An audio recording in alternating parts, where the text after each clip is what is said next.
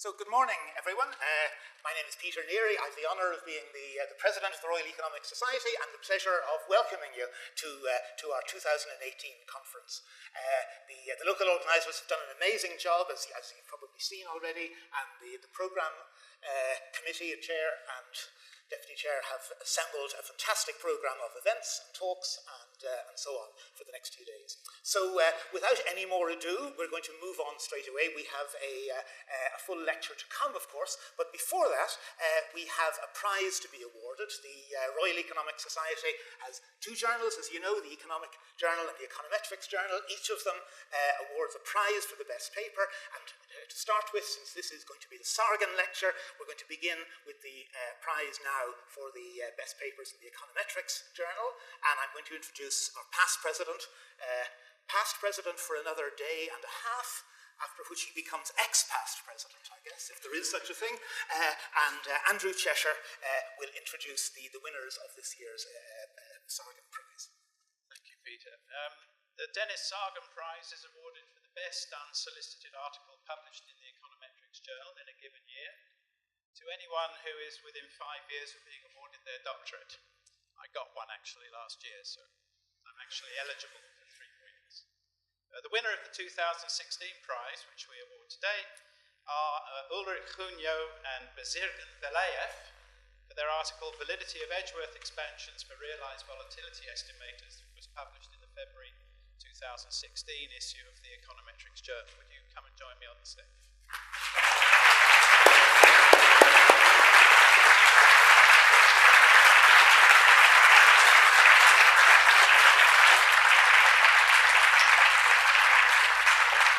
Let me say a couple of words about this paper. Ulrich and Bezirgan's prize-winning article contributes to the literature on bootstrapping realized volatility measures. It rigorously establishes the validity of the Edgeworth expansions in the key paper by Goncalves and Medahi, Bootstrapping Realized Volatility, that was published in Econometrica in 2009. And it extends that paper by considering realized measures that are robust to microstructure noise, which is an important feature of the data. Dennis Sargan published seminal papers on the validity of Edgeworth expansions in simultaneous equations models and in autoregressive dynamic models. And it's apposite that the 2016 Dennis Sargan Award is given for a paper in this area. It's a pleasure to present Ulrich and Bezirgan with the 2016 Dennis Sargan Prize.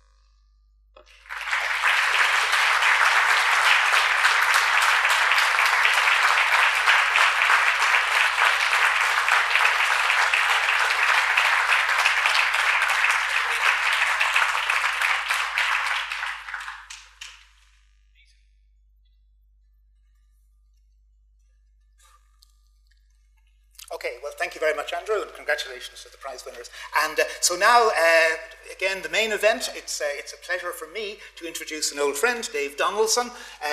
Dave is going to present the Sargan lecture. Dave started his career as a physicist, physics in Oxford, but then decided to do something difficult and moved into economics, and so his PhD is from LSE. He's originally from Canada, but has spent his career in the US, mostly at MIT, a brief sojourn in Stanford, 3 years, I think, but not enough to get used to the good weather, so he's now back at MIT. He's had a stellar career, and perhaps culminating most recently in being awarded the John Bates Clark Medal for the outstanding economist under the age of 40. The first winner in trade, international trade, since Paul Krugman, and a widely acclaimed event. So Dave works, I suppose I can say, primarily on international trade, but his interest extending into environment, development, and many fields. I guess to summarize, one could say he combines big data with good theory, and he has notably, since last year was the 200th anniversary of Ricardo's great work, which introduced the theory of comparative advantage. Dave, with Arno Costrino and other co-authors, has, among other things, pioneered using big data and modern techniques, the empirical testing in an appropriate context of Ricardo's ideas. And guess what? It works. Comparative advantage lives on, and we now have a much clearer understanding of exactly what that entails. I won't spend any time more other than to say it's a fantastic pleasure and honour to introduce Dave, and I ask him to give the 2018 Sargan lecture.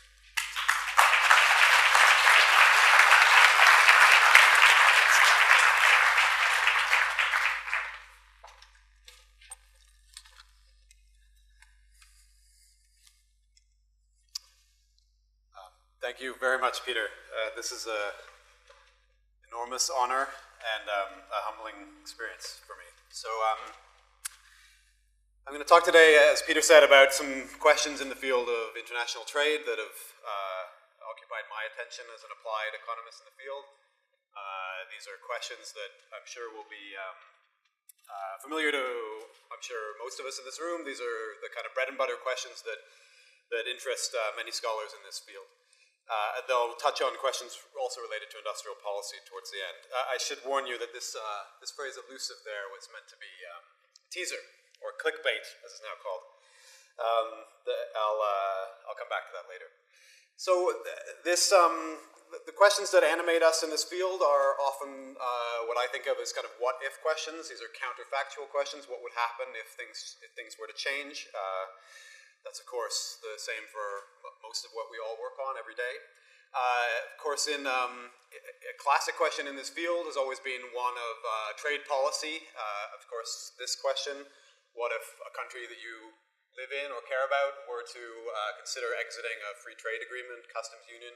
What would happen? What would you expect to happen? Would that be a good idea or a bad idea? Who would be harmed and who would be helped by that change? A question that's very close to people's minds in the country I live in at the moment is related to the remarkable entry of China into the global trading system in big time in the last couple decades, and the effect that that's had on people's livelihoods in very heterogeneous ways. Obviously, we can step back and not just ask about one particular event, but also try to optimize over many possible events and consider what a country's optimal trade policy might look like, for example. And then that leads us potentially to industrial policy, of course, in a closed economy or an open economy. Industrial policy I will define later, but think of it for now as sort of purely domestic instruments, and trade policy would be defined as also access to international tax instruments. Okay, so obviously these are incredibly hard questions to answer. I don't claim any special expertise in answering them. They're just going to talk today about the work that I and others in this field have been doing lately to try to think about methodologically about how we answer them. And, I think this is important because these questions are incredibly hard. Economists have been working extremely concertedly for a couple centuries now on trying to answer questions like this. I'm going to focus today on the way we try to answer them with the help of data and some theory, and trying to shape that data and that theory around a particular policy question. So obviously the three obvious reasons why this is hard, and particularly in these general equilibrium settings, are that we lack the kind of idealized quasi-experimental variation that would ideally fall from the heavens for us. We don't have that the luxury of the lab that I enjoyed as a physicist. We also have incredibly high-dimensional problems. So we don't have the luxury of many sciences of sort of shutting down one dimension shutting down all but one dimension while we study only one. The variation, the functions that we're interested in trying to figure out are inherently high-dimensional. In the context I'll be talking about today, there are many goods, many factors, many countries. All of that adds up into a big high-dimensional system. And then finally, obviously, even if you did have idealized experimental variation, you'd have to worry about the kind of classic treatment spillover problems. Okay, so, I think it would be right to be skeptical of any, even the most careful answers to the questions I posed earlier, given the obvious challenges here, that we all face and that we're all working to solve. So I'm going to talk today about some recent work I've been doing with co-authors, most notably, as Peter mentioned, Arnaud Costineau. And the main theme is going to be sort of how I think there's some hope that we might be able to sort of improve the credibility with which we answer these questions by appealing to the spirit of what Heckman coined as sort of Marshak's maxim. The basic idea of that simple maxim is that the way that we extract information from the past, from the data, should be conditioned on the question we want to answer. It's as simple as that. Despite the simplicity of that statement, I'm going to talk about sort of modeling initiatives in my field that I think are often phrased as, let's use the data in the past to answer any possible question we might be interested in. I'm exaggerating, but it's very natural to exactly not apply Marshak's maximum. That's going to exactly throw out a lot of useful information. Sorry, did I say throw out? That's slightly wrong. It's going to exactly sort of focus the spotlight under a subset of all possible things we could possibly know, and ignore focus on a whole other set of things that we could instead try to know. And that is, it's giving up on trying to know everything in a system of equations in the classic kind of Coles Commission tradition. But I think it's very useful as a maxim to think about applied empirical problems, particularly in general equilibrium settings for the reasons I mentioned earlier, that these things are so high-dimensional that I fear that even my grandkids are not going to have the data and the quasi-experiments and the ability to deal with treatment spillover problems to really empirically figure out the full high-dimensional system, that we have to, for the sake of those grandchildren, find out ways to reduce dimensionality, if you forgive my little joke there. So that's the spirit of some work I've been doing lately. So the first one is with Rodrigo Adao and Arnaud Costaneau, which focus on general neoclassical models of trade. The basic spirit of dimensionality reduction there will be familiar to trade economists. It's a time-honored trick that we'll be applying here to focus on particular counterfactuals involving trade. Think of that as kind of, for example, the trade policy question I mentioned earlier, the China question I mentioned earlier. Today I'll just focus on a very simple special case of all that, which is just a sort of move to a lack of trade.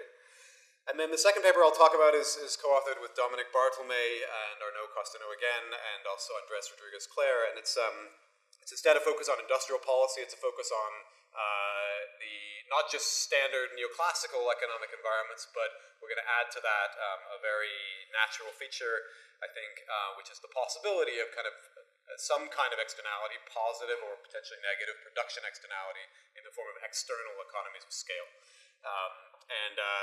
That's a that has micro foundations that also embrace many classical workhorse trade models in the field, and those possible externalities open up the door to possible industrial policy that might be a good idea in those environments. And I'll have something to say about kind of optimal industrial policy for the countries in our data set as I get to the end. Okay, so in terms of the gory details, I'm going to, of course, skip a lot of those, but unfortunately many remain. So in that spirit, let me start with notation. So there will be a bunch of countries, call them I. There'll also be J, because the goods are going to kind of go between I and J bilaterally. There's lots of goods, lots and lots of goods. Call those K. And then there are factors of production. Let's call those N. So the basic notation here is that the goods find their way into a country. So country I is consuming these goods. That vector there is indexed by J. That's the country they come from. And then little l here is meant to denote the factors that are put into the use of every single good K for the purpose, in country I, for the purpose of selling those to country J. Okay, so this is sort of unavoidable notation for focusing on these high-dimensional environments of bilateral trade with lots of factors and lots of goods. Of course, there's 4 dimensions there, I, J, N, and K. So in terms of preferences, basically when we say a neoclassical trade model, we just mean one with sort of the unrestricted but well-behaved preferences and technologies. So with one little caveat I'll get to in a second. So in terms of preferences, what we just need is the unit of analysis at which you have data is a representative consumer. So in my context today, that'll be a country. If someone found a way to link international trade data to individual consumers, then we could do this at the consumer level. People are working on that kind of linkage. It's probably not too far away, but for now I'll just imagine that you need that the unit of analysis at which you see purchases and production is a country. Call that I. Okay, and then technologies. So every single good, K, can have its, in every single country of production, I, and for the sale to every single destination country, J, can have its own arbitrary but neoclassical production function. That is to say, non-increasing returns to scale. The one sort of caveat is that some of the tricks I'm talking about today don't work with joint production. So that's the one restriction on standard neoclassical environments. So I'm going to rule out input-output linkages and things like that in the talk today, but the paper talks about some of those details, as well as taxes and tariffs and subsidies. All that will be left out of the talk.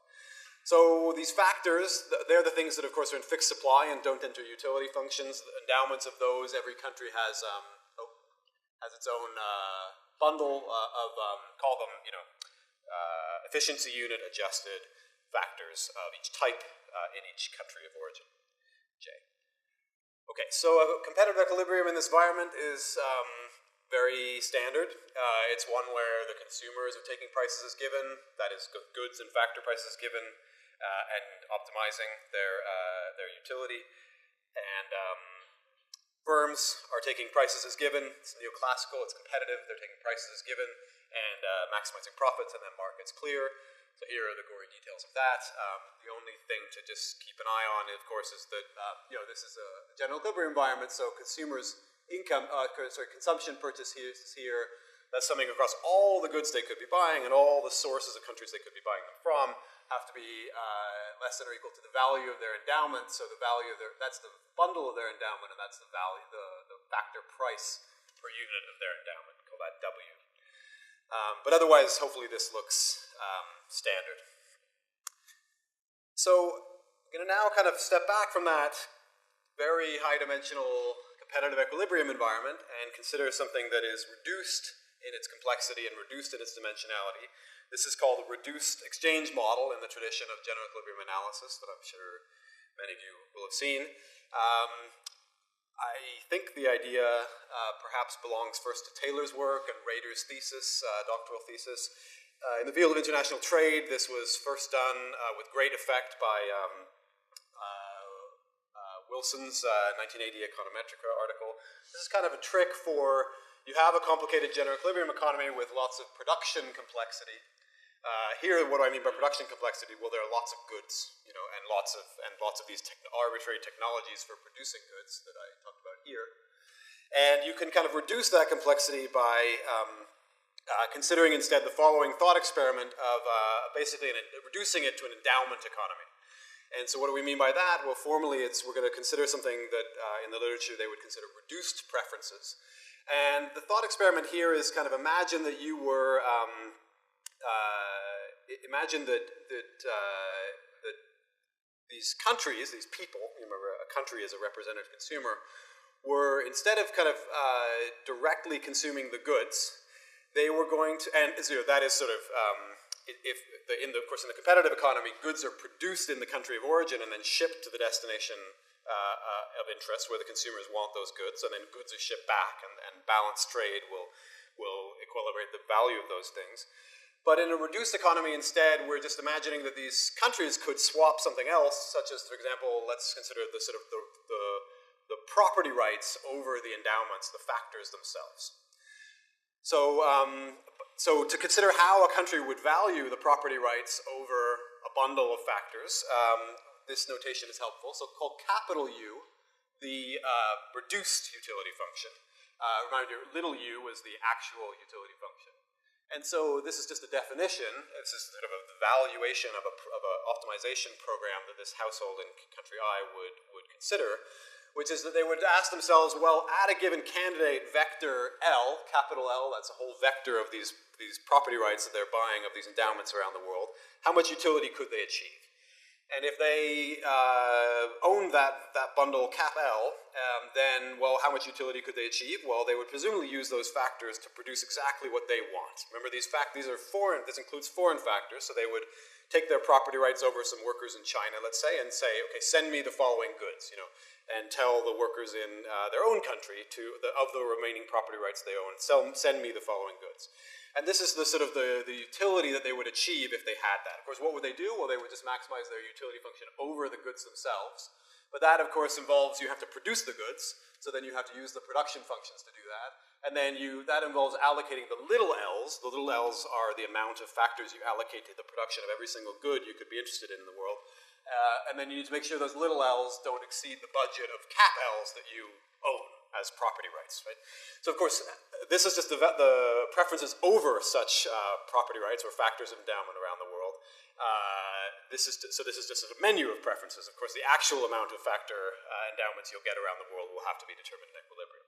But so this is a definition of reduced preferences in this context. Okay, so then a reduced equilibrium is an equilibrium in that model with these as-if reduced preferences. And hopefully, again, it's intuitive. So now the only thing that these people, these households around the world are swapping are the endowments themselves. So that's the cap L at the top there. So a reduced equilibrium is a vector of such endowments that are being swapped around the world, and a vector of factor prices that clear those markets, such that these households take the bundle they're endowed with and swap it for the bundle that they're interested in. And factor prices are such that those factor markets clear. So this is a reduced economy.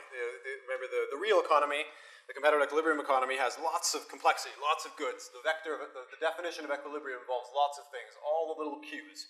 Who's going to produce the left shoes? Who's going to produce the right shoes? Who's going to produce the blue shoes, the green shoes? Who's going to send them to China? Who's going to send them to Italy? All that's embodied in that long vector Q, and that long vector little l, which is sort of how are the factors going to be allocated to do all produce all those goods. And then little p is the vector of all the prices of all those goods. Whereas the reduced economy is much more reduced because it only involves the total amount of factors that are being swapped from country I to country J. That's why the cap L is the argument of the equilibrium, or the allocation, the only allocation in the equilibrium that matters, and why the factor price is the only factor price that matters in the equilibrium. Okay, so then I'm sure not super surprising result, especially for those who are used to the application of these ideas in general equilibrium theory, is that for the sort of purpose of aggregates, if you like, aggregates over goods, the competitive equilibrium and the reduced equilibrium that I just described are going to be equivalent, always and everywhere. So to be more precise, a competitive equilibrium has that full vector of all the little q's, all the little l's, all the p's, and all the w's. A reduced equilibrium only has, as its allocations, the capital L, the total amount of factor services that are being swapped bilaterally, and the factor prices. But on those things, on those aggregates, that is the cap L vector and the factor price vector, these two economies will always agree, if they're endowed with the same primitives. That is, under the definition of cap U that I described here. Okay, so that's reduced, and then as a bonus, totally unsurprisingly, I should say, the welfare levels will also agree. So cap U equals little u, always and everywhere. Okay, so then now we're going to sort of basically, so why is this of interest to me? Well, because the questions I started with at the beginning all have this flavor, all those counterfactual questions I started at the beginning, all have this flavor of they're about aggregates. They're about things that are presumably more aggregate than the full dimensionality of the economy in terms of the goods and products that are out there. So that is by projecting that fully complex competitive equilibrium and reducing it down to this reduced equilibrium, if they're equivalent, then that will be okay for counterfactuals that are of interest within the reduced equilibrium. So I'll have a little bit more to say about what I mean precisely by aggregation, but for now, think about it as it's just something that goes from goods to factors. So part of the reason that it's a little amorphous is that we haven't yet had to take a deep stand on what a factor is. So the basic principle here will always be that, as I'm going to say in a second, we're going to consider counterfactuals, so consider these kind of counterfactuals that you could do in this reduced environment, that have the form of that they can be written like this, in other words. So you could take that arbitrary, that general set of preferences represented by cap U that I started with, And we're going to restrict attention to counterfactuals that can be written like this. That is, that they sort of effectively are going to sort of, they're indexed by, the counterfactual is going to be indexed by tau. And what is tau? Well, tau is just something that can be, that only affects this economies as if reduced preferences through the argument of the preference function.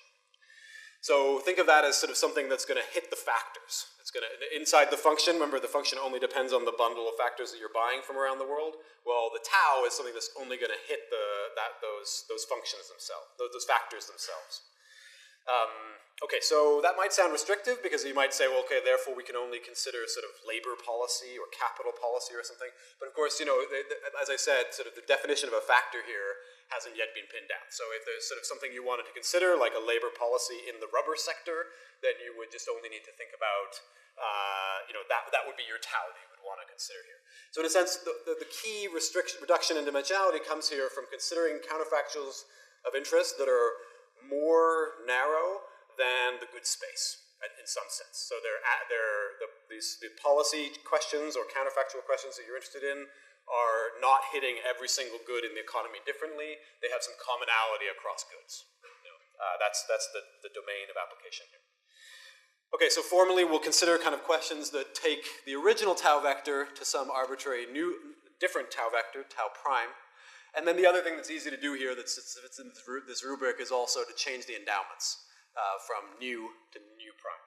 And that's where you can think about technological change because remember I said the factors are in efficiency units so that you know, we can just increase the number of, so obviously factor augmenting technological change is easy to do. Factor endowments are easy to do. Migration is easy to do if it's exogenous. Those things sort of fit into that rubric of nu to nu prime. Okay, so that's the domain of applicability here.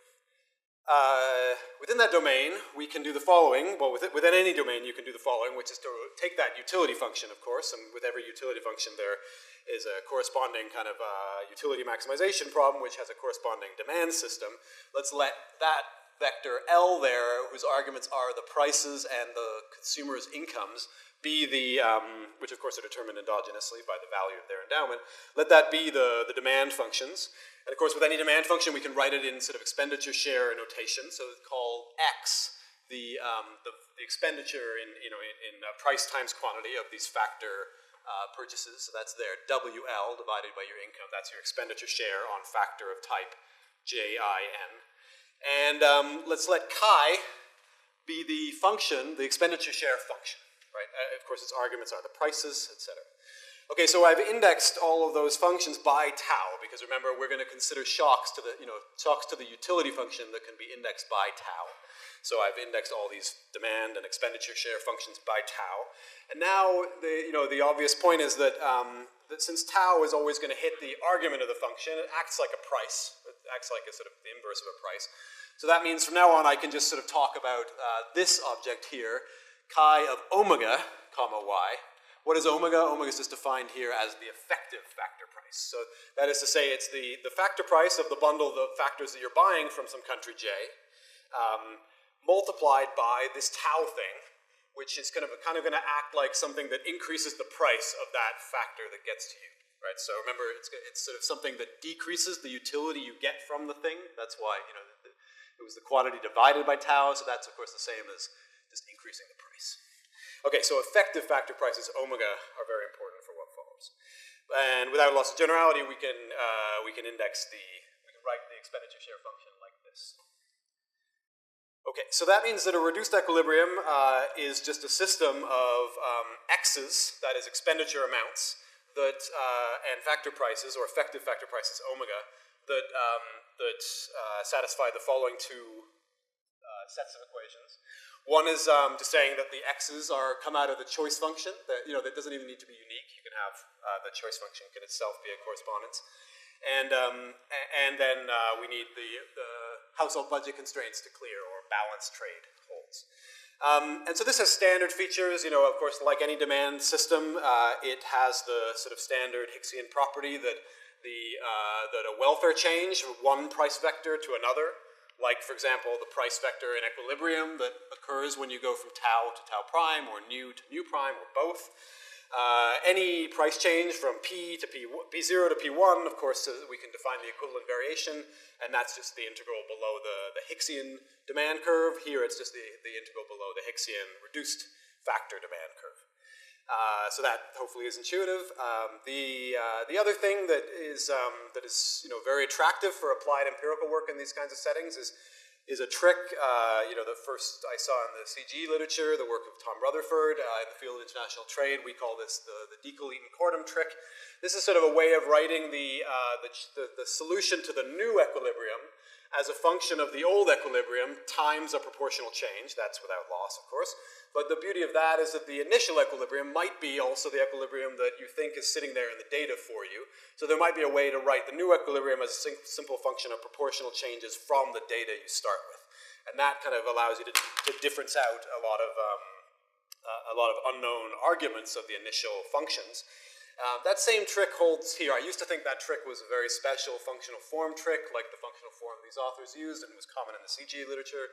I now know it's not. It's completely general, and so it's certainly general enough to fit into this framework.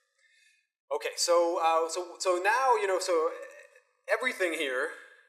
So the only this is complete sleight of hand in many ways. All we've done is just define this chi function.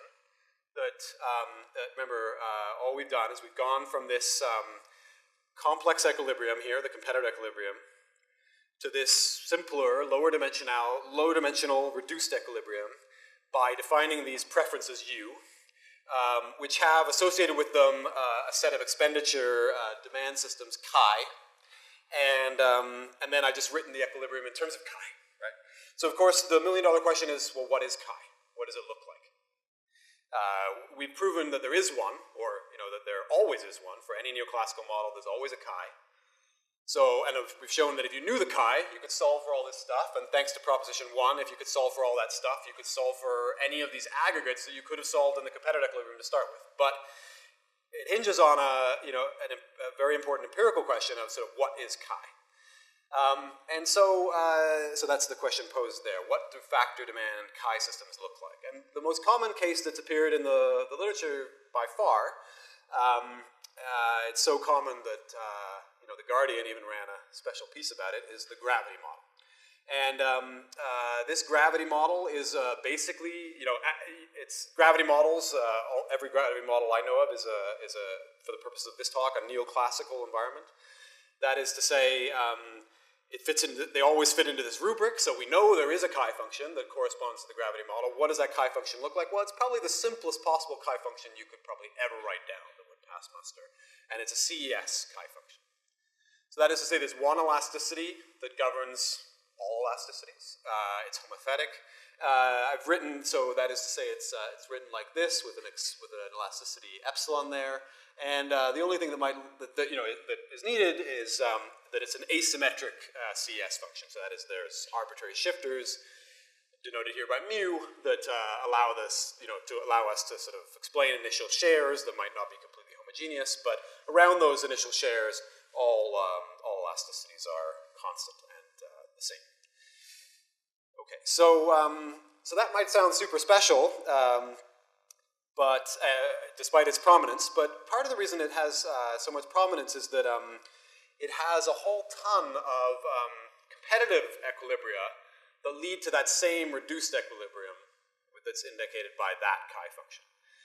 And this is something that I'm sure smart people, many of whom I know are in this room, knew all along, but it was brought maybe most prominently to the profession's attention by the work of Arkalakis, Costaneau, and Rodriguez-Clare in a 2013 article, which highlighted that all these kind of special cases led to the same gravity trade. They all led to a gravity trade model, and hence also led to the same counterfactual responses and things like gains from trade. So, we now know why that's the case. It's because they all lead to this chi function. And the previous proposition tells you for every chi function, any models that agree on the chi function agree on things like welfare and factor prices, etc., and total volumes of trade. Okay, so just as a quick kind of helicopter tour of some of those results. You can have a completely Ricardian model that is sort of perfect competition, constant returns to scale technologies, one-factor production. If those technologies are drawn from extreme value distributions, then the work of Eden-Cordon famously showed how tractable that can be to work with. Tractability, largely because it leads to a CS system. CS systems are very tractable, of course. You can have a completely different looking model, monopolistic competition with fixed costs of production. Doesn't sound very neoclassical for now, but at the aggregate level, it's going to sort of mimic these same properties, and it's efficient, and so it fits into this rubric as well. That's the Krugman 1980 article.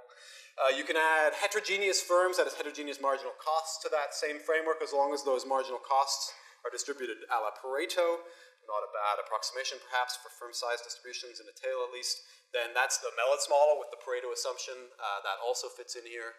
And finally, you can add extensions to non-perfect, non-monopolistic competition. Those are a little special, but the work of Bernard, Eaton, Jensen, and Cordham talked about how to do that with Bertrand, and again, EV, distributed marginal costs. And recently with Arkalakis and Costano and Rodriguez-Clare, I've been working on a non-CS version of a lot of this, where again, Pareto does a lot of the work, but we can sort of depart from CS and still maintain gravity. Okay, so that's just a flavor. The basic idea here is that this shouldn't shock us, right? We kind of know from Proposition 1 that it's quite likely that there are many competitive equilibria that lead to the same reduced equilibrium, right? We know that reduced equilibrium can always be represented by a chi function. And so it shouldn't shock us that lots of microfoundations, even though they might seem quite different, could potentially lead to the same chi function, and hence to the same welfare properties, for example. Okay, so if we were to try to depart from this chi function and consider alternative chi functions, what would we do instead? Well, I think the natural instinct in the field has always been, in a sense, I'm going to call sort of in the computational general equilibrium model tradition, to build it up from the ground level. So that is sort of, take those goods I started with. There might be lots of them, but that's fine. Let's get started. Let's study each of them individually. Let's estimate those production functions. Let's estimate the demand. Let's estimate all the cross-price elasticities, all the own price elasticities, all the income elasticities. Let's allow the elasticities to be non-constant. Let's estimate these high-dimensional micro-functions. And a good example of this is the Global Trade Analysis Project, GTAP, which their current release version, I think 8.0 or 8.1, has about 13,000 parameters in it, depending on how you count them. That's a conservative estimate. So, I have to be honest, I'm skeptical of our ability to find 13,000 high-powered instruments to estimate 13,000 parameters with the very limited amount of data and very limited amount of variation we have at our disposal as empirical economists. That doesn't mean that these are, at all necessarily biased or inappropriate or lead to misleading conclusions when we add them up. But I think the estimating parameters is really hard. Estimating high dimensional number of parameters with the curse of dimensionality is much harder. And so I think we have reason to be skeptical of an approach that relies on 13,000 parameters. I also think that this, doesn't do justice to the world. They have how many goods in this model? Well, they work with the level of goods at which we have data, which is 57 goods. That, of course, belittles the complexity of the world around us. There's lots of variety. There's lots of unobserved quality. There's lots of inputs that are hard to model here. There's lots of variation in production techniques. So when we estimate production functions, we have to assume that all the units of analysis are up to the error terms, have the same production function, but real firms might have different production functions. There can be multi-product firms, et cetera, et cetera. So I think the problems don't just start with the high dimensionality. They also start with the dimensionality of the good space itself. Unfortunately, those 57 categories, the Economist ran a piece about this a couple years ago, and they pointed out that one of the categories is dairy. And it's like they said, there's a problem that maybe the categories are outdated. They were big sectors in the 50s when the categories were defined, and they're not necessarily so big anymore. So focusing on all our micro estimation attention on individual sectors sounds great, but the actual, the true heterogeneity might be much more within sector than across sectors. Okay, so I'm sort of course, sort of advocating today, or at least want to sort of explore the possibility of a different alternative, which is sort of why don't we just try to estimate this chi function directly? It's lower dimensional than the full set of functions you'd be estimating if you were to try to build this up from the ground level. Don't get me wrong. I mean, if you the part of the beauty of the GTAP project is you can download their build and answer any question you're interested in. This kind of that's a wonderful thing, obviously, in many ways. So you can study this policy or that policy or this carbon tax or this, and it's extremely easy to sort of take the model and just sort of tinker with anything. What I'm proposing, is different. It's the full-on Marshak's maxim, which says you have a question of interest. This is not all questions. You have a single question of interest, and that the estimation should be sort of targeted, and the dimensionality reduction should be targeted exactly at that question. Right? So that question probably has a lower dimensional ingredient for answering it than does the space of all questions. And if you could just figure out that lower dimensional ingredient, then that would be a way to kind of reduce complexity and probably squeeze more power out of the limited data we have. Okay, so I've given you an example of Marshak's maxim. Of course, I've sort of said that there could be different structural microfoundations, call that kind of different competitive equilibria in my notation earlier, that could lead to the same reduced form. And in this case, the reduced form is the reduced equilibrium that is sufficient for the policy questions I posed at the beginning, these aggregate-like policy questions. So just to remind you, Marshak's maxim was in a big system of equations, linear system of equations, a la the Coles Commission. To answer a certain policy question or counterfactual question, it's not necessarily true that you would need to know all of the parameters in the system. There is a sort of a reduced form. It doesn't have to be the canonical reduced form, but there is often a reduced form that would be sufficient instead. And of course, it would involve combinations of parameters. You wouldn't be getting at the true structural microfoundation primitives, but it's the right combination for the question of interest. And this ACR paper is a great example of that because it sort of showed how all of these very different looking microfoundation primitives with very different microparameters give rise to the same reduced equilibrium and hence the same chi function.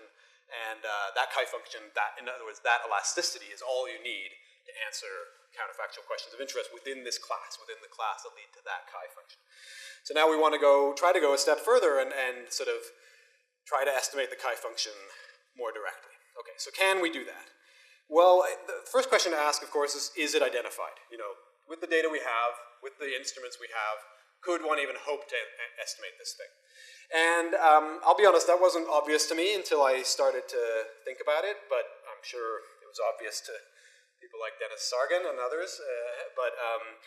But it was reassuring to learn that it's very straightforward to identify this thing non-parametrically, in principle. So we need to assume something about the function, that it has some stability in the data sets around us. There's lots of ways we could do this, but I'm going to ask you to imagine that there are multiple markets, quote unquote, indexed by T, and that the chi function is stable over markets, right? So that is to say, when we observe two different markets, they agree on the chi function. And another way of saying that is to say all the unobserved heterogeneity is going to hit the arguments of the function, not the function itself. So in my notation, that means they're going to hit the omegas. Okay, so the other thing we need, of course, is instruments. This is going to have a classic simultaneity bias problem if we were to just estimate the chi function via OLS regressions of expenditure shares on omega. Those factor supply curves are upward sloping. They're definitely not flat. You're definitely going to have a simultaneity bias problem. The obvious thing is we need exogenous and complete instruments for the arguments, and that's just appealing to the standard notions of non-parametric IV from Neary and Powell. And then following arguments that I learned from Barry and Hale's work, that it's easy to show that the inverse of the chi function is going to be identified. The trick there is just you're sort of defining all exogeneity, etc., and all heterogeneity, etc., on the omega. So it's very easy to sort of show that if you were to just invert the chi function, and then it would look like a standard, non-parametric IV system of equations. That's Barry and Hale's point. And so the only question is, and of course the inverse chi function is sufficient for lots of questions, like area under Higgsine compensation you could do with the inverse demand curve, or the inverse demand function. The only problem is this general equilibrium environments where, remember, we need to stick the chi function into this system and solve it in changes, and so unfortunately this system requires you to know the actual chi function, not just the inverse. Because you need to know the shape of all those demand curves of this Edgeworth box economy to figure out what the new factor prices will be to then stick into your equivalent variation area under the demand curve calculation. And so it's that middle step where you're trying to calculate the market clearing new factor prices that you need to know the actual factor demand system, or chi. Okay, so unfortunately, therefore, we have to assume that, or trust or prove that the chi thing is invertible. So that is, if you could always go from the identified chi inverse to the actual chi. So we know of lots of standard trade models where the chi system would be invertible. So any Ricardian model, for example, the chi system would be invertible. But I think it's an open question whether you can always do this, or where the domains of standard ways of thinking about trade where you could not do this. But of course, as a pragmatic matter, you're probably going to estimate a chi function, a chi inverse function on your computer, and then you can just you can always just check if it's actually invertible at your parametric estimates. So that's a pragmatic appeal.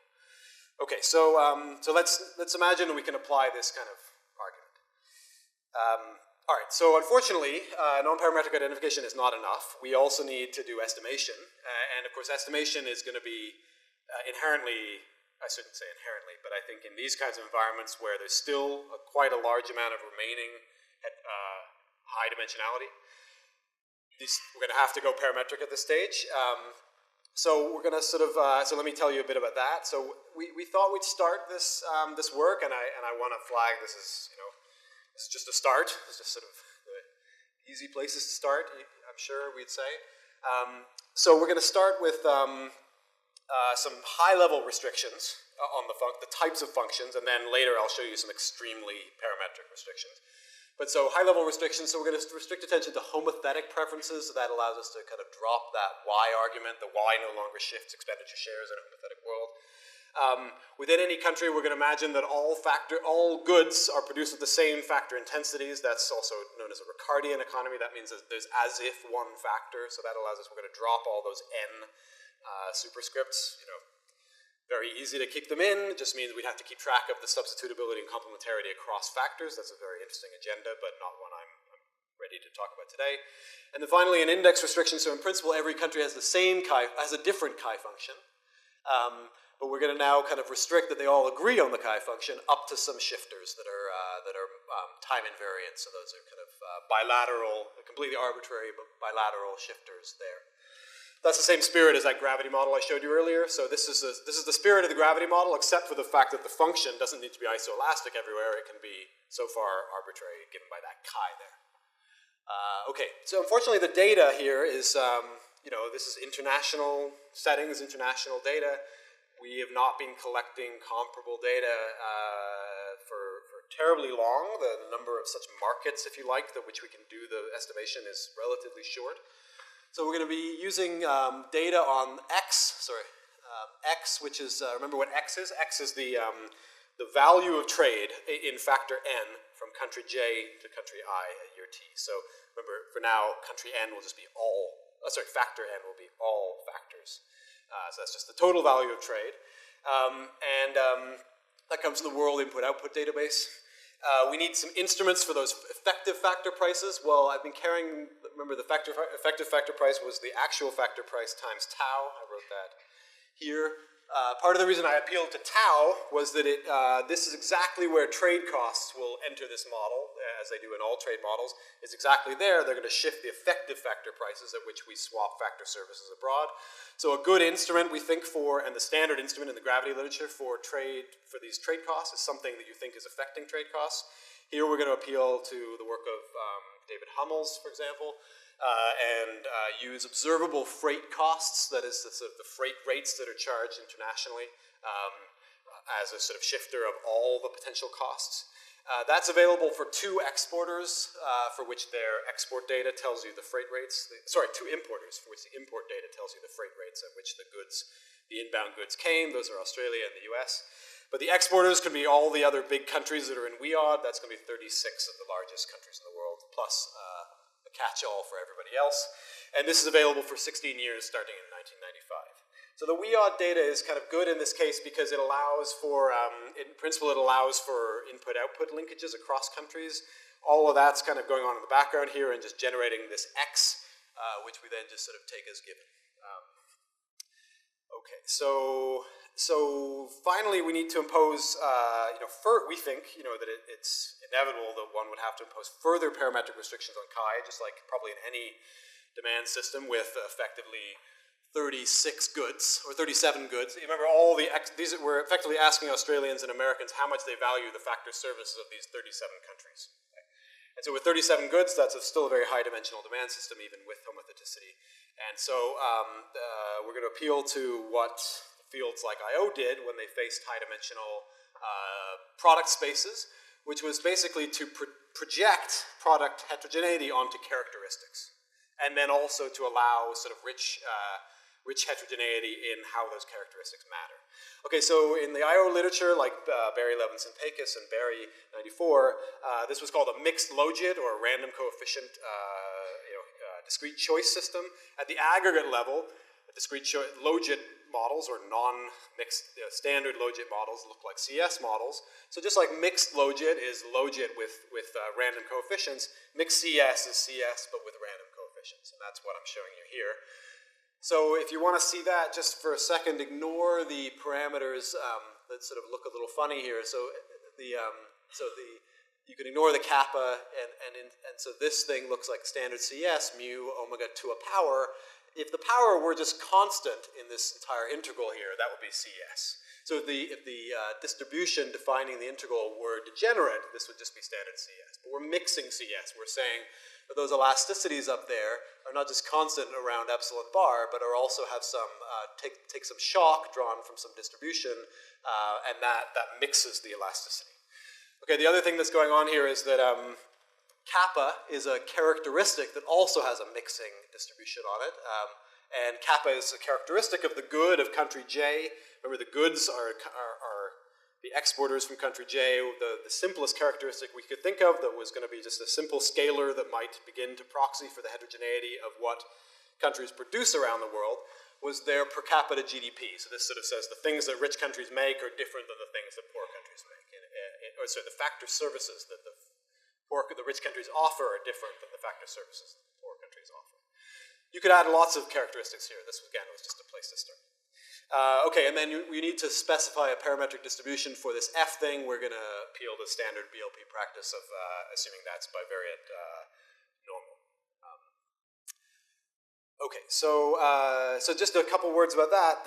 As I already alluded to, you can recover CS from this by setting those two mixing parameters, setting the distribution of their normally distributed mixing parameters to 0.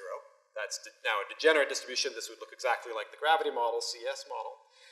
But just like the I/O literature, has highlighted since De Bruy's work and McFadden's work, the independence, a thing not to like about CS is the problem, the fact that it features the so-called independence of irrelevant alternatives property.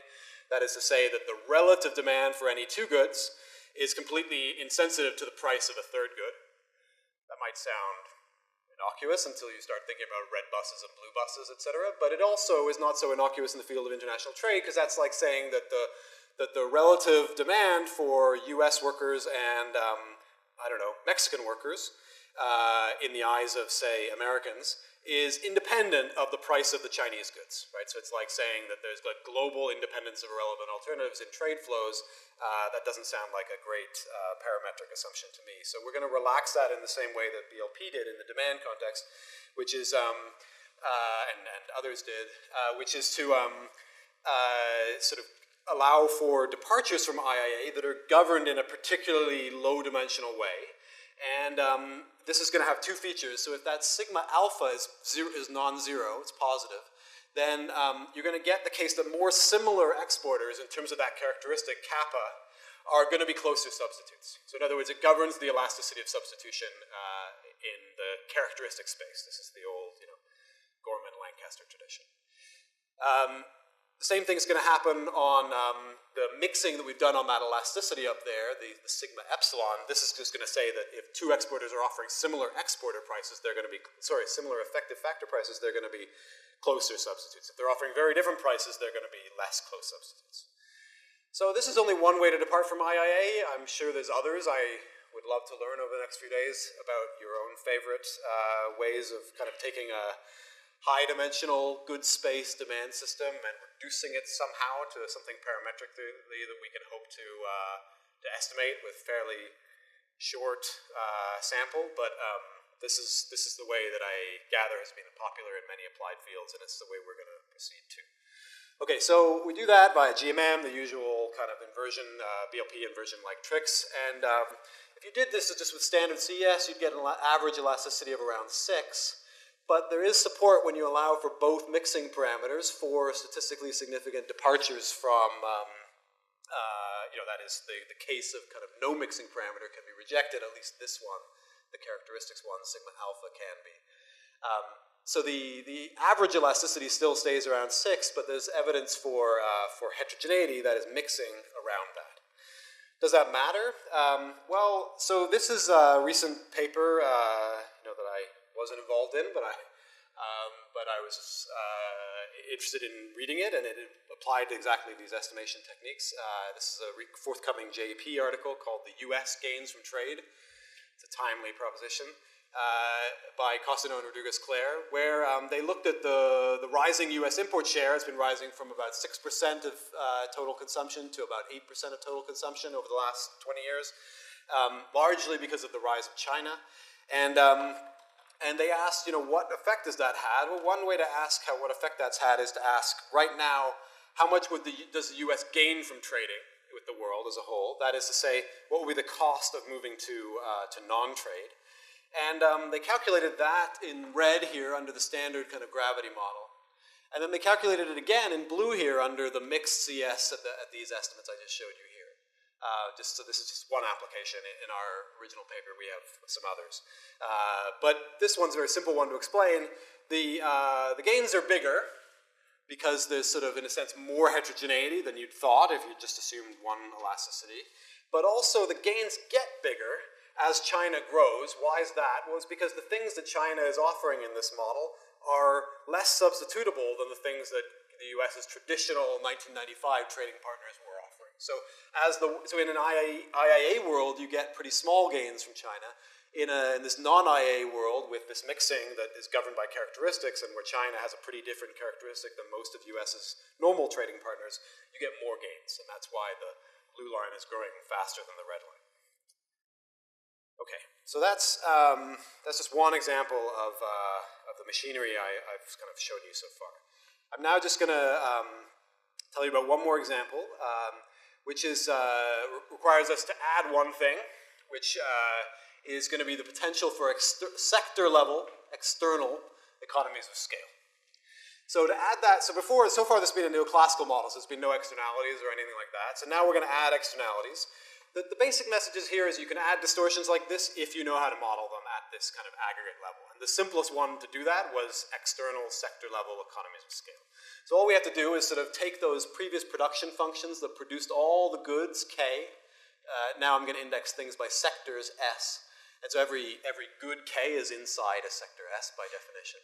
And we're going to let the productivity be governed by the total scale in like workers or factors inside sector S. So this is Marshallian external economies of scale. If this firm producing little good K, a little quantity Q, and assigning amount of factors to that production, little L, if they were to find themselves in an industry with lots of neighbors, if you like, lots of fellow sector-level participants, such that the total number of workers in sector S was big, so big L, then their own TFP, their own productivity would potentially rise, and it would rise according to this function A of L.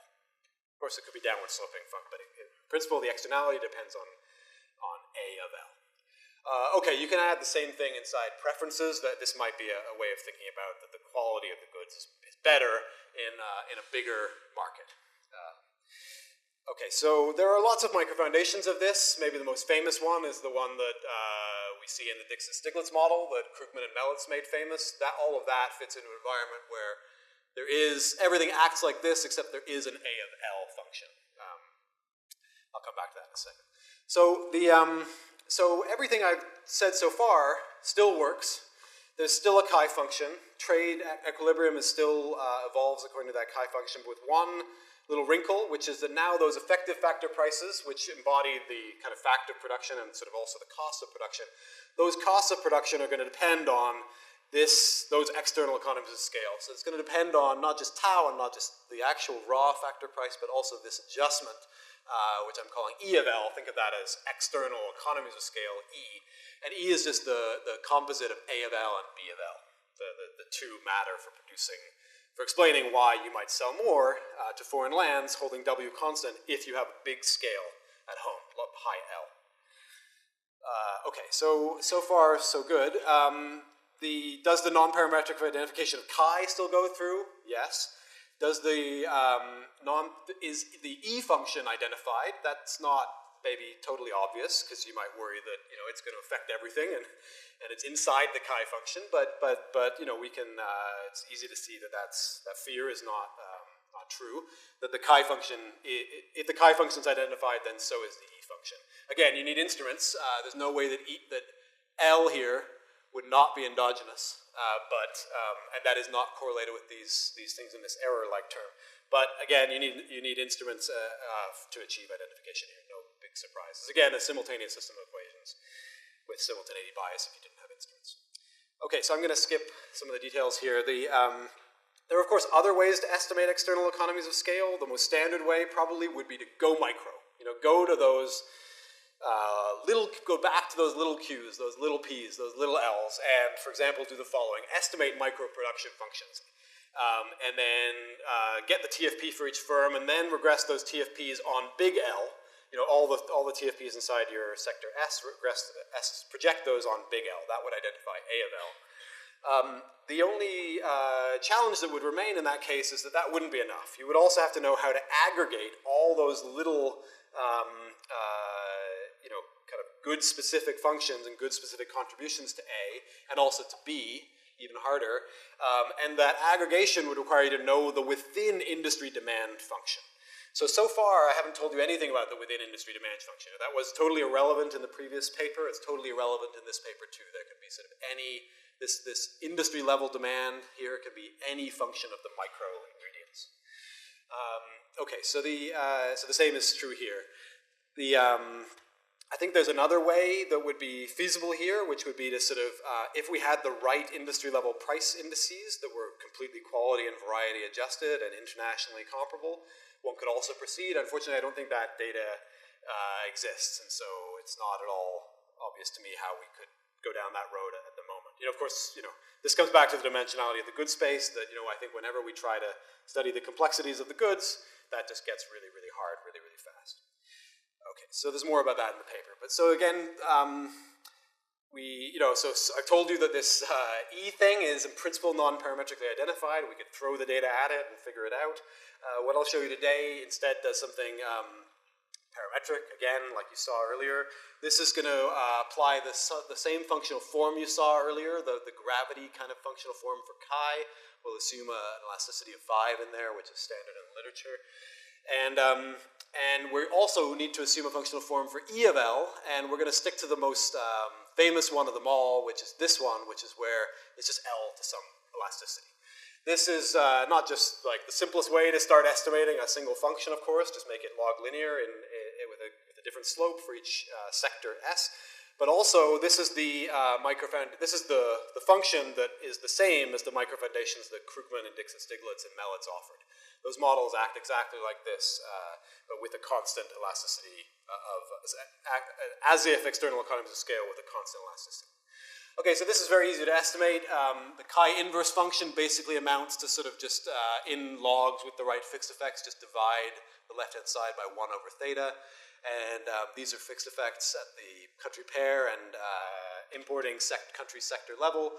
And then this is where the rubber hits the road, which is sort of how we're asking how a country sector scale affects their ability to sell to others. And that's all governed through that elasticity gamma, which is the elasticity of scale parameter here.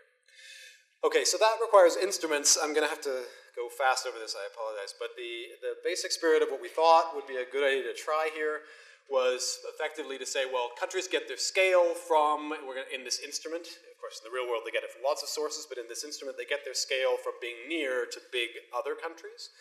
So far, that doesn't sound sector-specific, so you can never use that to estimate sector-specific functions. So we lay on top of it a sort of flexible, if you like, Engel-like function, which we estimate first in a sort of zero stage, if you like, which is projecting how expenditure per capita in destinations depends on that country's GDP per capita. And that function g of s, as long as that's heterogeneous across sectors, it might not be, but in the data it is, countries differ in their income elasticities, then, sectors differ in their income elasticities, then in principle, that difference you could kind of stick into this, this function down here to actually construct the instrument. It's basically like saying, we're constructing an instrument Z that says we have a lot of scale. We're going to have it's going to be an instrument for the endogenous variable, which is L there, our scale at home. And it's saying we're going to have a lot of scale if we're near to big countries, near meaning like distance to the power of -1, big countries meaning L bar, and that's in sectors where those countries where those are rich countries that are buying a lot. That is where the income elasticity, the expenditure share predicted by the income elasticity evaluated at that function's GDP per capita is high. So think of it as kind of like, it's a little bit like in the peer effects networks literature of kind of using the characteristics of my neighbor's neighbors. Here it's just using the Engel elasticity adjusted characteristics of my nearest neighbors. My neighbor's neighbors. Okay, so the basic idea there, the details I'm going to have to skip, but you get reasonable elasticities of scale if you do pool this for all sectors. That's an elasticity of scale of around 13%. It's in the same ballpark as sort of some estimates in the urban literature, for example, where they've asked how entire cities evident like productivity rises when they get bigger. For example, the Berlin Wall shrunk West Berlin's scale, and productivity fell by something like 12%, so on elasticity sense. So it's in that same ballpark as studies like that. What matters for industrial policy, of course, is not that, which is pooled across industries, but the heterogeneity of that thing across industries. So here are sort of the estimates for the first, these are the industries we have to use here, very big industries, unfortunately, but that's just the fact of the data we work with. These things range from on the low end of about 2% to the high end of about 20%. This is just the first half of them, this is the other half, but the same range is true. 0.2 is the highest. And they're all in this range of kind of between 0 and 0.2. So they are heterogeneous, and they're all positive. And most of them are statistically significantly different from 0 as well. Okay, so the final thing to talk about industrial policy is to ask, well, given those external economies of scale, how good would good industrial policy look? Well, to do that, I have to add one final ingredient, which is to kind of close the whole model, which requires you to specify upper tier preferences. That wasn't needed in the first paper, but it's needed in this paper because we're going to feed in sector-specific shocks. So those are, for now, just going to be simple Cobb-Douglas, if every country has its own Cobb-Douglas set of weights. Okay, so I'm going to have to skip some details, but the basic idea here is we're going to solve for our country's optimal industrial policy, which fully internalizes those production externalities of the gammas being positive. Remember, positive gamma means we have positive effects on people around us. That optimal policy, that means we do too little of it. Optimal policy would subsidize us to do more. The only question is how much and what would be the benefits. Well, the thing that surprises us about this is that the benefits are trivial, or they're completely tiny in these estimates. So, for example, for the US, the benefits from fully optimal US, this is not like bilaterally negotiated, you do your industrial policy, I do mine. This is just the US unilaterally doing what it wants. It's America first, if you like. That would be about 0.1% of GDP good for the US at these estimates. The world average is 0.2. These are just showing you big countries. So that, I don't know if you think that's big or small. It was a little smaller than I expected. Remember, these are not trivial elasticities of scale. These are around 0.2 on average, or 0.15. These are big economies of scale elasticities, but small gains. Interestingly, trade policy gains, optimal trade policy, are actually bigger. So why is that? Let me just say briefly. Thanks, Peter.